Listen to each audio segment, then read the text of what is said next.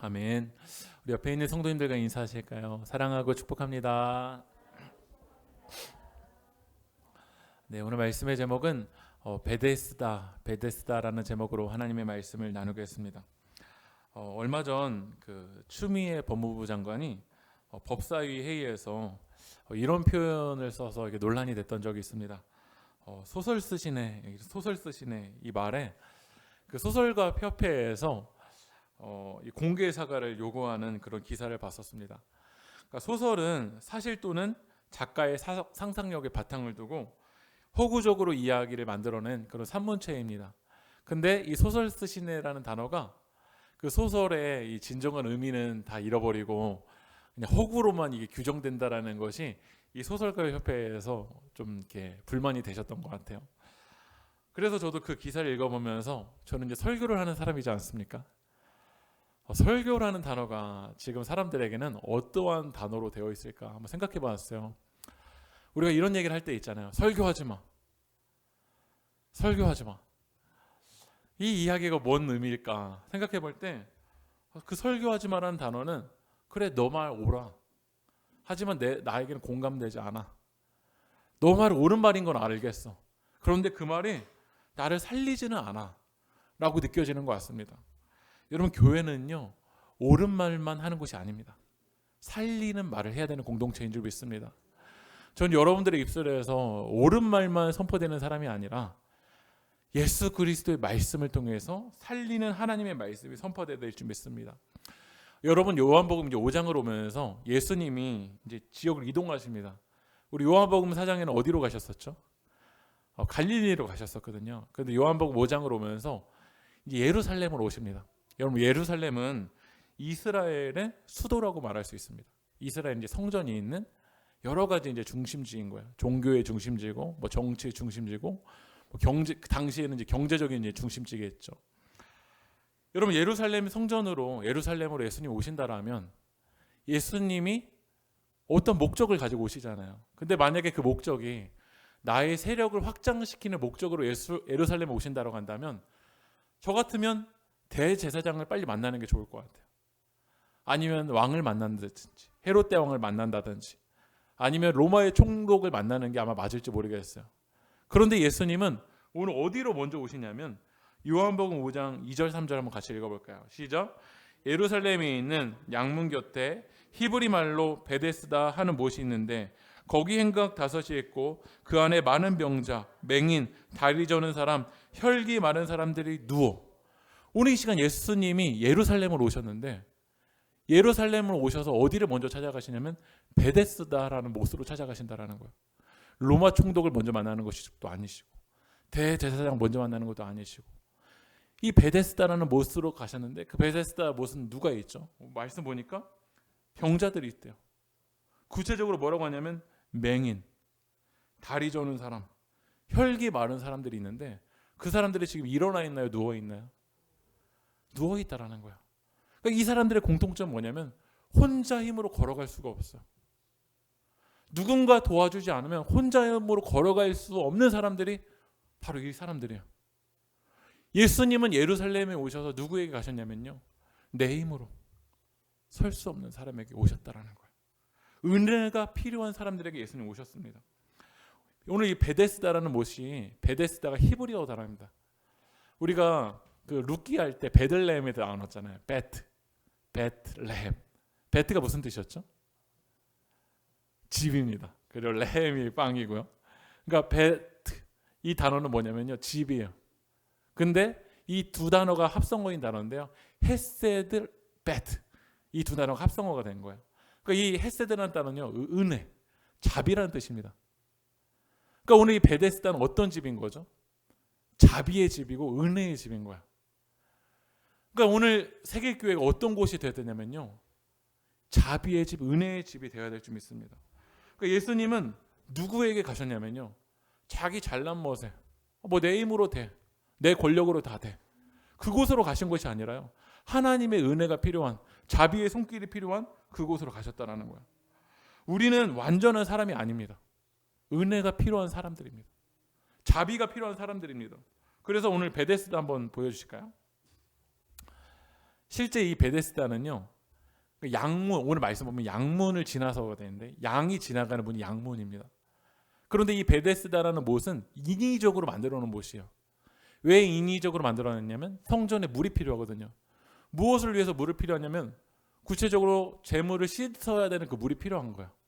그래서 오늘 이 베데스다에 오늘 이 연못에 물을 이제 가둬놓고 있는데 오늘 이곳에 사람들이 어떠한 믿음이 있냐면요. 천사들이 물을 움직이면 물을 움직일 때 가장 먼저 빨리 들어가는 사람이 낫는다라는 거야. 그런 믿음을 가진 사람들이 많이 몰려 있는 거야. 그런데 오늘 여러분들 베데스다는 자비의 집이라고 했잖아요. 은혜가 필요한 집이라고 했잖아요. 다리 저는 사람만, 오늘 걷지 못하는 사람만, 길을 못 걸어가는 사람들에만 은혜가 필요한 게 아니라요. 오늘 우리들에게도 다 은혜가 필요합니다. 여러분 육체적으로 우리는 건강한 다리를 걷고 있지 몰라요. 그런데 여러분들의 다리가 정말 제대로 걸어갑니까? 오늘 맹인도 이 자리에 있다고 했는데요. 여러분 진짜 볼 걸 바라봅니까? 오늘 베데스다에 모인 사람들은요. 예수님을 바라보는 게 아니에요. 오늘 천사가 임하면 여기에 빨리 들어가면 기적이 일어날 거야. 어느 순간 이게 막 신화가 막 미신이 되어버린 거야. 예수님을 바라보지 않고 미신을 바라보는 사람들이 많아. 진짜 바라볼 예수를 안 바라보고. 제대로 우리들이 걸어가니까? 우리들의 삶이 진짜 제대로 걸어가나요? 제가 지난주에 한 후배 목사님이 저에게 카톡으로 한 영상을 보내주셨어요. 비긴 어게인이라는 프로그램에서 길이라는 노래를 불렀더라고요. 근데 그 길이라는 노래를 불렀는데 크러쉬라는 가수가 막 울고불고 하는 거예요. 근데 그 길이라는 노래의 가사가 어떠냐면 내가 가는 이 길이 어디로 가는지, 어디로 날 데려가는지, 그곳은 어딘지 알 수 없지만 오늘도 난 걸어가고 있네 라는 이 가사예요. 근데 이 가사를 들은 그 크러쉬라는 가수가 노래를 부르지 못하고 막 웅엉 우는 거야. 근데 인터뷰에서 이렇게 얘기를 해요. 제가 읽어드릴게요. 8년 동안 앞만 보고 계속 달렸어요. 내가 지금 걸어가고 있는 길이 맞는 길인가? 처음 스스로 질문을 했어요. 모르겠어요. 어떤 길을 걸어가고 싶은지, 내가 가는 길인지 맞는 길인지, 앞으로 어디로 가야 되는지 모르겠어요. 크러쉬라는 정말 아름다운 목소리를 내는 성공한 가수가 이야기하는 거야. 8년 동안 앞만 보고 달려왔는데 내가 걸어온 길이 진짜 맞는 길인지, 앞으로 갈 길이 맞는지 모르겠다라는 거야. 그런데 많은 사람들은 그 연예인도 그 길이 어딘지를 모르고 걸어가는데 나도 그 연예인처럼 되고 싶다. 다 갈망하고 있어요. 많은 사람들이. 길을 찾지 못하는 사람들이 나도 여기만 가고 싶다. 배부는 소리 하고 있네. 라고 하면서 나도 이 길을 걸어가고 싶다라고 많은 사람들을 갈망하고 있다는 거예요. 오늘도 우리들은 이 베데스다에 모였습니다. 과연 우리들이 제대로 보고 있습니까? 제대로 걸어가고 있습니까? 제대로 보지 못하는, 제대로 걸어가고 있지 못하는 우리들을 위해서 누가 오셨냐면 베데스다에 예수님이 오셨어요. 우리의 힘으로는 제대로 보지 못하고 우리들의 힘으로는 제대로 걸어가지 못하기 때문에 우리에겐 누가 필요하냐면 예수님이 필요한 거예요. 그런데 오늘 이 베데스다 연못에요. 누가 있었냐면 요한복음 5장 5절 같이 한번 읽어볼까요? 시작. 거기 38의 병자가 있더라. 38의 병자가 있는데 그 사람의 이름이 누군지도 이야기를 하잖아요. 그런데 38년 된 병자라는 거예요. 여러분 성경에는 숫자가 상징적인 의미가 있습니다. 예를 들면 7이라는 숫자는 완전하다는 의미를 가지고 있고 10이라는 숫자도 여러분 잘 볼 수가 있잖아요. 이스라엘 몇 지파죠? 12지파. 제자는요? 12제자. 그러니까 이스라엘의 이 전체를 이야기할 때 10이라는 숫자를 이야기할 때가 있어요. 3이라는 숫자는 어떤 의미가 있을까요?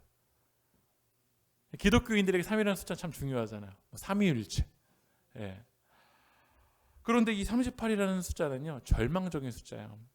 이 38이라는 숫자를 이야기해서는 이스라엘 백성들이 애굽에서 가나안 땅을 갈 때요. 가데스 바네아까지는 일찍 왔습니다. 근데 가데스 바네아에서 이스라엘 백성들이 어떤 일을 벌이냐면요. 가나안 땅에 뭐를 보내냐면 정탐꾼을 보내는 거야. 이제 이 정탐꾼들이 가나안 땅에 갔다가 돌아왔는데 한다는 이야기가 믿음의 이야기를 하지 않습니다. 뭐라고 이야기하냐면 우리 메뚜기 같아요. 저들의 밥이에요. 우리는 가나안 땅에 갔다가는요 질 수밖에 없어. 다시 애굽으로 돌아가야 돼. 그러니까 정탐을 하고 와서 한다는 이야기가 불신앙적인 발언을 하는 거야. 불신앙적인 이야기만 하는 거야. 여호수아와 갈렙을 제외하고서는 다 불신앙적인 이야기 하는 거야. 그래서 38년 동안 가데스 바네아에서 이 출애굽의 1세대들이 다 어떻게 되냐면요, 여호수아와 갈렙을 제외하고 다 죽어요. 그러니까 38이라는 숫자는요 절망적인 숫자입니다. 하나님을 신뢰하지 못하는 그 광야는요, 하나님과 함께하지 못하는 광야는 애굽에서 나왔다고 되는 게 아니에요. 그러니까 우리는 이렇게 생각해요. 애굽만 나오면 되겠지. 내 인생에 애굽만 탈출하면 되겠지. 아니요. 애굽을 나와도 하나님과 함께하지 못한 인생은, 하나님을 신뢰하지 못하는 인생은 소망이 없다라는 거예요. 그러니까 오늘 38년 된 병자에게는요 아무런 소망이 없는 숫자예요. 오늘 예수님이 그 38년 된 병자에게 물어보십니다. 네가 낫고자 하느냐? 오늘 이 시간 예수님이 여러분에게 물어보세요. 네가 진짜 낫고자 하느냐? 그때 38년 된 병자가 이렇게 이야기를 합니다. 요한복음 5장 7절 같이 읽어볼까요? 시작. 병자가 대답하되 주여, 물이 움직일 때 나를 못에 넣어주는 사람이 없어 내가 가는 동안에 다른 사람이 먼저 내려가나이다. 저는 이 말씀을 읽으면서 이 38년 된 병자가 이렇게 이야기만 하는 것처럼 느껴졌어요. 예수님, 저 정말 낫고 싶어요. 그런데 아무리 노력해도 이 세상에서 어떠한 방법으로도 내가 나을 수가 없어요. 이 베데스다 연못에서 정말 그 기대하는 마음으로 왔지만 38년이라는 시간이 흘러봤지만 나를 낫게 해줄 수 있는 그 한 사람도 이 세상에는 없어요. 저에게는 아무리 희망이 없어요. 오직 예수님만이 나의 구원자가 되어줘야 돼요. 그런데 우리의 문제는 뭐냐면 예수님 우리에게 물어보시잖아요. 낫고자 하느냐? 그런데 아직 예수님 낫긴 낫고 싶어요. 그런데 아직 제가 해볼 방법들이 있어요. 예수님 여러분을 물어보시는 거예요. 진짜 너의 힘이 안 된다는 걸 인정하고 세상적인 방법으로 안 된다는 걸 철저하게 인정하고 나는 죽을 수밖에 없는 걸 철저하게 인정하고 예수만이 길인 걸 인정합니까? 라고 물어보실 때 아니요. 아직 조금 해볼 방법이 있어요. 아직 조금 의지할 게 있어요. 그래서 우리는 예수님 앞에 전적으로 못 나가는 거예요. 제가 한 2주 전에 저희 도서관에 봉사를 한 청년이 왔었어요. 간호대를 다니는 청년인데 이렇게 이야기를 이제 나눠요. 저는요. 사실 봉사 시킬 게 많지 않거든요. 대부분의 시간은 제가 그 청년들이랑 이야기를 이렇게 나눕니다. 그 보이지 않는 마음에는 하나님을 전하고 싶은 마음이 있어서. 근데 그 청년이랑 이야기를 나누다 보니까 이 청년이 뭔가 인생에 대한 좀 질문을 갖고 있는 청년인 거예요. 내가 왜 사는지에 대해서도 질문을 하고 있고 종교에 대해서도 질문을 갖고 있고 여러 질문이 있어요. 그래서 제가 막 이야기를 막 1시간 나누다가 물어봤어요. 신이 있다는 걸 믿겠냐고. 근데 그 청년이 이야기하는 거야. 믿겠대요. 대학생활 아무리 열심히 해봐도 내 힘으로 안 된다는 걸 인정하기 때문에 신이 있다는 걸 믿겠대요. 그리고 정말 힘든 문제가 있으면 기도도 한대요. 그래서 제가 청년에게 진짜 이때가 기회구나. 사실 나 목사다. 네. 하나님을 내가 전해주고 싶다. 신앙생활 하고 싶지 않냐. 근데 그 청년이 저에게 이야기를 해요. 근데요, 아직 제 인생에 할 게 너무 많아요. 아직 해볼 게 너무 많아요. 그래서 아직은 좀 바빠서요. 나중에 좀 한가해지면요, 목사님 다시 한번 연락드릴게요. 우리가 예수 그리스도 앞에서 예수님 오늘 말씀하시잖아요. 낫고자 하느냐. 38년 된 병자는 솔직하게 인정하거든요. 이 방법 저 방법 다 해봤지만 안 됩니다. 오늘 하나님의 은혜가 필요하다는 걸 우리는 전적으로 인정해야 될 줄 믿습니다. 사람은 인간적인 위로 정도는 해줄 수 있어요. 그 베데스다 연못에서 우리에게 위로 정도는 해줄 수 있습니다. 그러나 죄의 문제를 근원적으로 해결해 줄 수 있는 사람은 아무도 없습니다. 오늘 38년 된 병자가 내 힘으로 할 수 없습니다. 은혜가 필요합니다라는 이 고백 앞에 주님이 말씀을 하세요. 요한복음 5장 8절 9절 같이 읽어볼까요? 시작. 예수께서 이르시되 일어나 내 자리를 들고 걸어가라 하시니 그 사람이 곧 나와서 자리를 들고 걸어가니라. 오늘 이 시간 예수님이 우리를 향해서 말씀하십니다. 일어나라. 그 예수님의 말씀에 38년의 병자가 어떻게 되죠? 일어나게 됩니다. 여러분, 예수님의 말씀은요, 이전에는 없던 새로운 삶을, 새로운 현실을 창조합니다. 여러분, 어떤 인간도 새로운 걸 창조해낼 수 있는 사람은 없어요. 그러나 예수님의 말씀은 우리의 삶에 새로운 삶을 창조합니다. 그 새로운 삶은 무엇이냐면 요한복음 5장 24절 읽어볼까요? 시작. 내가 진실로 진실로 너희에게 이르노니 내 말을 듣고 또 나 보내시는 이를 믿는 자는 영생을 얻었고 심판에 이르지 않으니 사망에서 생명으로 옮겼느니라. 어떤 누가 새로운 삶을 창조할 수가 있겠어? 그러나 예수님의 말씀에는요, 일어나 걸어라. 이 예수님의 말씀에는요, 사망에서 생명으로 옮겨지는 새로운 삶을 창조할 줄 믿습니다. 오늘 그 말씀이 여러분의 삶 가운데서도 일어나길 축복합니다. 그런데 요한복음 기자가 오늘 우리에게 말하고 싶은 게 있어요. 오늘 이 스토리는요, 요한복음 5장 1절부터 9절까지가 딱 끝납니다. 그러나 5장 1절부터 9절 뒤에 요한복음 기자가 진짜 말하고 싶은 게 있어요. 여러분, 요한복음은 무슨 책이라고 했죠? 믿음의 책이라고 얘기했습니다. 예수님만이 하나님의 아들인 것을 믿어서 힘입어서 생명력을 얻고 구원받게 되는 책이 바로 요한복음입니다. 그런데 우리가 믿음으로 나아가려고 할 때 믿음의 장애물들이 있어요. 그 믿음의 장애물이 무엇인지를 한번 같이 살펴보려고 그래요. 요한복음 5장 1절 같이 한번 읽어볼까요? 시작. 그 후에 유대인의 명절이 되어 예수께서 예루살렘에 올라가시니라. 오늘 예수님이 이 치유의 기적을 일으키신 때가 언제죠? 유대인의 명절입니다.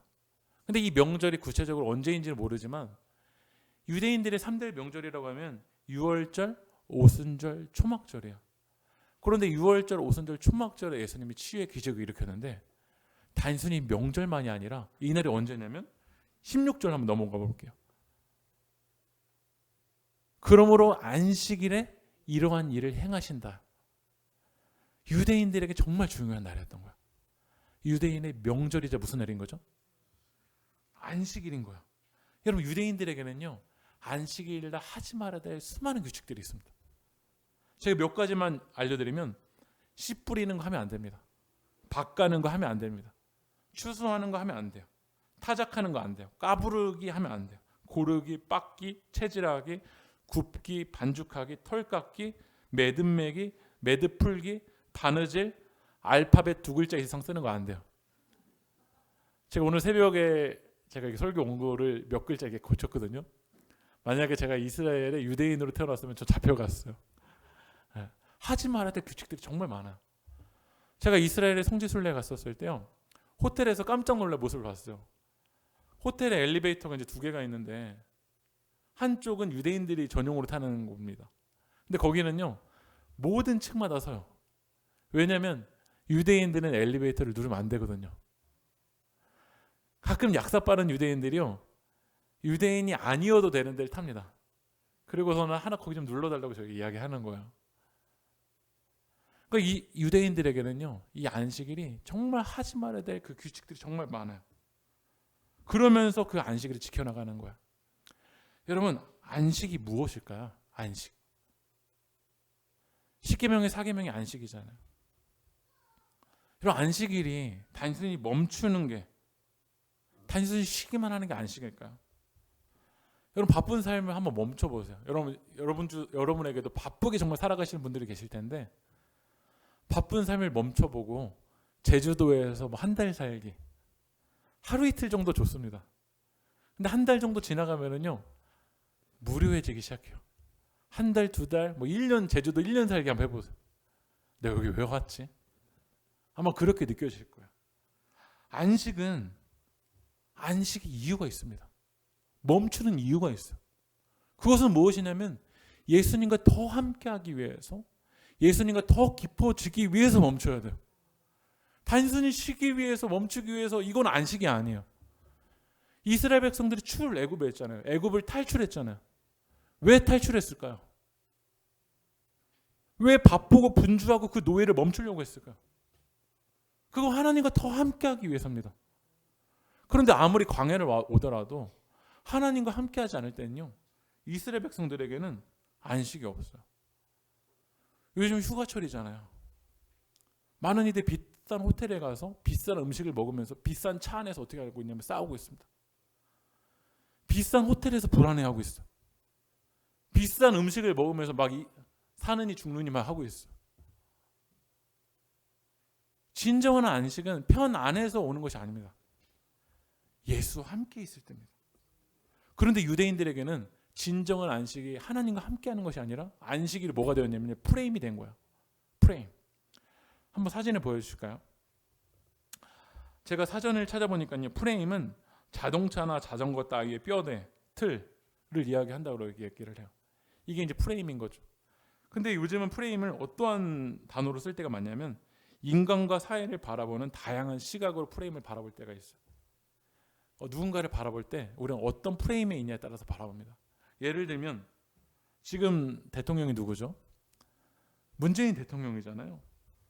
문재인 대통령을 정치적인 성향의 보수의 프레임을 갖고 있는 사람과 진보의 프레임을 갖고 있는 사람은 전혀 다르게 이야기를 합니다. 그래서 가족들끼리 하지 말아야 될 이야기 중에 하나가 정치 이야기잖아요.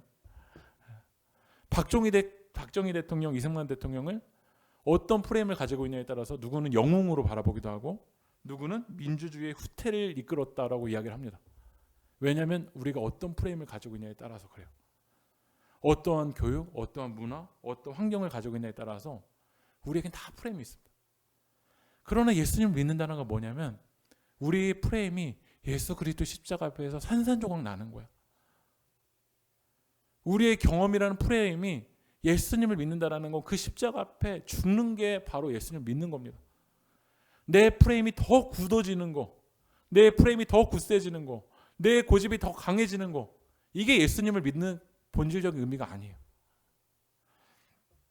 일산 동지방에 재작년에 이제 한 강사님이 오셔서 집회를 인도하셨는데 그 목사님이 얘기하셨던 이야기가 되게 재미있으면서도 되게 우픈 이야기가 있었어요. 그 목사님 교회에 그 목사님이 인천에서 목회를 하시는데 그 교회에 이제 오케스트라가 있었던 거예요. 근데 그 오케스트라가 어떤 한 교회에서 그 오케스트라를 초대를 했어요. 그래서 이제 그 집회 때 오케스트라가 가서 이제 공연을 하기로 되어 있었던 거예요. 근데 거기에서 이제 오케스트라 초대할 때 목사님이랑 어디서 공연하기로 되어 있었냐면 강단에서 이렇게 공연을 하기로 되어 있었던 거예요. 그래서 이제 강제상도 치우고 이 강단에서 오케스트라를 공연하는데 그때 새가족들도 많이 오셨대요. 이 공연하는데 막 새가족들이 눈물도 흘리고 막 은혜를 막 받은 거야. 그리고서는 이제 그 집회가 끝난 다음에 목사님이 잠깐 담임 목사님이랑 이야기하고 오는데 한 장로님이 그 오케스트라를 막 혼내고 계시는 거야. 가서 들어봤더니 어떤 이야기를 하고 있냐면 장로님이 이렇게 말씀하시더래요. 당신들 생각 있는 거냐고. 어디 화장실 갔다 온 신발을 가지고 신고서는 이 강단에 올라왔냐고.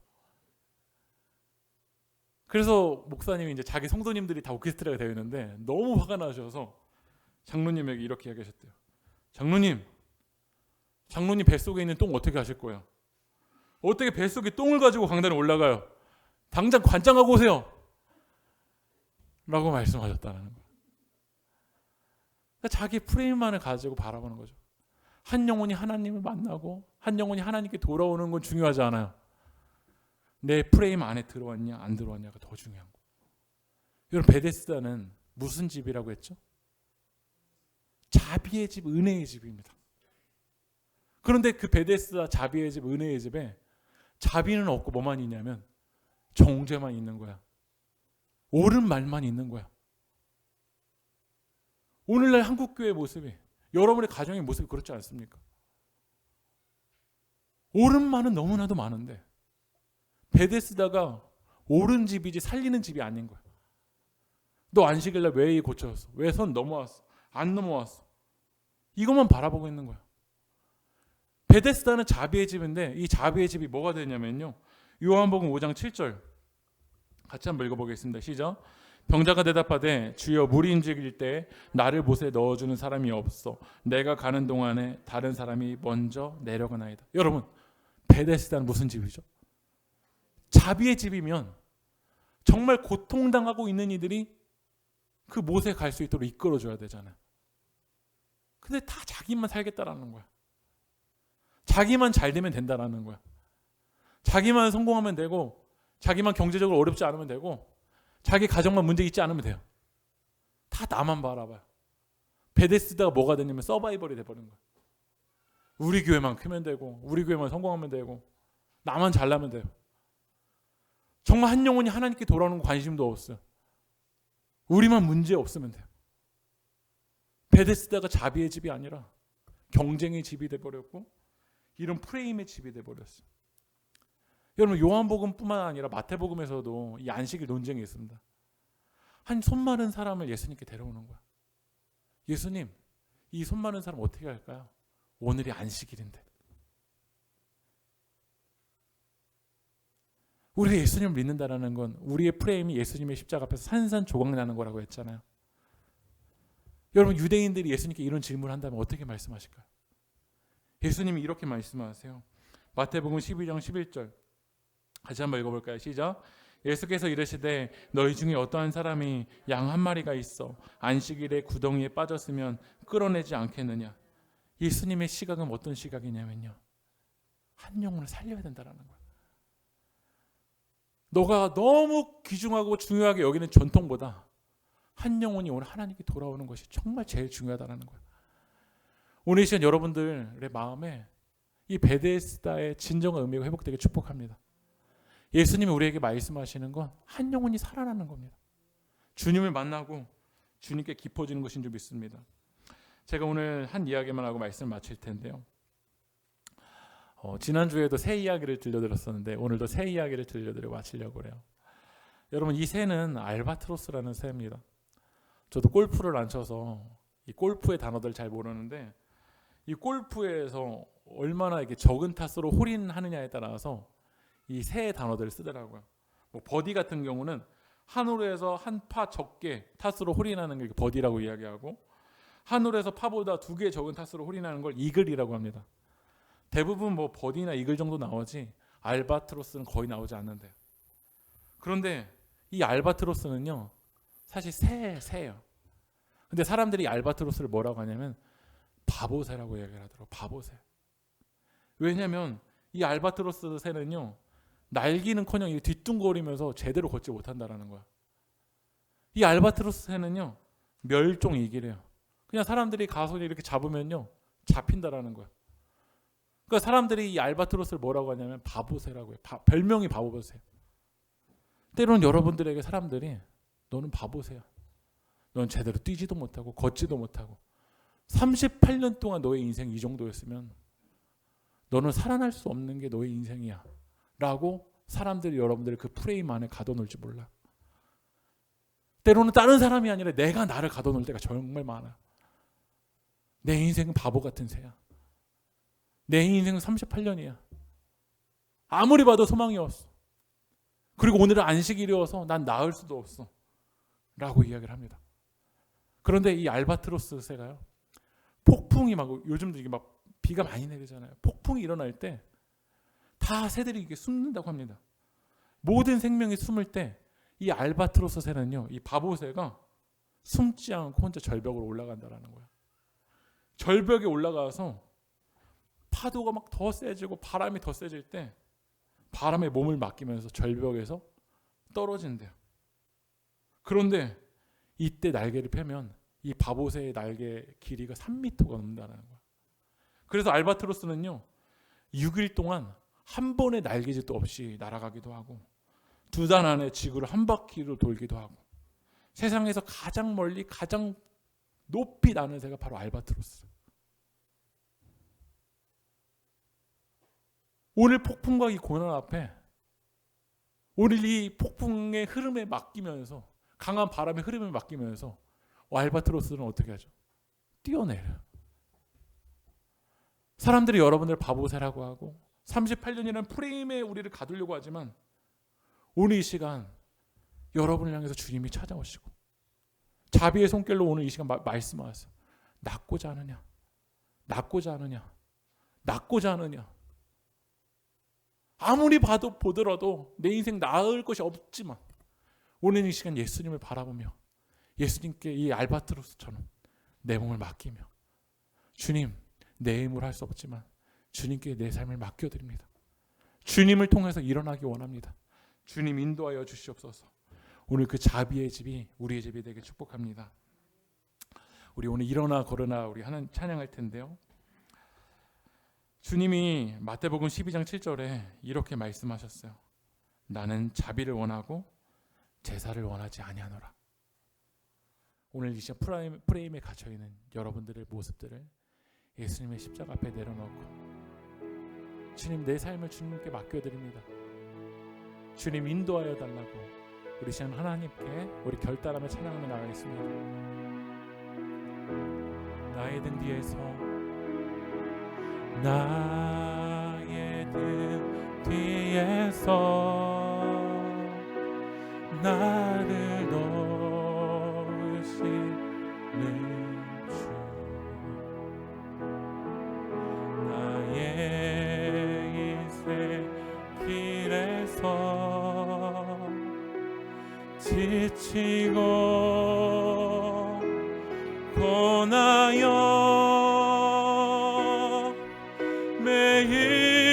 매일처럼 주저앉고 싶을 때 나를 밀어주시. 우리 다시 처음부터 찬양합니다. 나의 등 뒤에서 나의 등 뒤에서 나를 도우시는 주, 나의 인생 길에서 지치고 고나여 매일처럼 주저앉고 싶을 때 나를 밀어주시네. 일어나 걸어라, 일어나 걸어라. 내가 새 힘을 주리니 일어나 너 걸어라. 내 너를 너 우리 믿음으로 선포하며 일어나 걸어라. 일어나 걸어라. 내가 새 힘을 주리니 일어나 너 걸어라. 내 너를 너 우리들의 이름을 넣어서 우리 선포하며 나아갑시다. 기승아 일어나라, 일어나라. 내가 새 힘을 주리니 우리들의 이름을 넣어서 기승아 일어나라. 내 너를 도우리. 우리 함께 기도했으면 좋겠습니다. 오늘 이 시간 우리가 완전해서 완벽해서 이 자리에 모인 것이 아니라 연약해서 내 힘으로 제대로 보지 못해서 내 힘으로 제대로 걸을 수가 없어서 오늘 이 시간 이 베데스다에 나온 줄 믿습니다. 그런데 이 베데스다에서도 우리는 믿음으로 나아간다고 하면서도 내가 그동안 경험했던 안식일이라는 프레임을 가지고 내 선입견을 가지고 오늘 이 문제를 바라볼 때가 많습니다. 그러나 예수 그리스도를 믿는다라는 것은 내 프레임을 예수 그리스도의 십자가 앞에 산산조각 내는 것입니다. 그리고 내 경험과 내 시각으로 바라보는 것이 아니라 오늘 이 시간 예수 그리스도의 말씀으로 믿음으로 우리 이 문제를 바라볼 때 모두가 걸을 수 없다라고 말하지만 모두가 바보새라고 말하지만 우리 이 시간 내 몸을 주님 앞에 믿음으로 맡겨드릴 때 오늘 이 시간 하나님의 말씀을 통해서 우리는 일어날 줄 믿습니다. 우리 일어나 걸어라 주님 말씀하실 때 우리 믿음으로 일어날 줄 믿습니다. 우리 가정이, 우리 나라와 우리 가정과 교회가 하나님의 말씀으로 믿음으로 일어날 수 있게 하여 달라고 우리 셋 다 함께 기도하며 나가겠습니다. 기도합시다. 주여,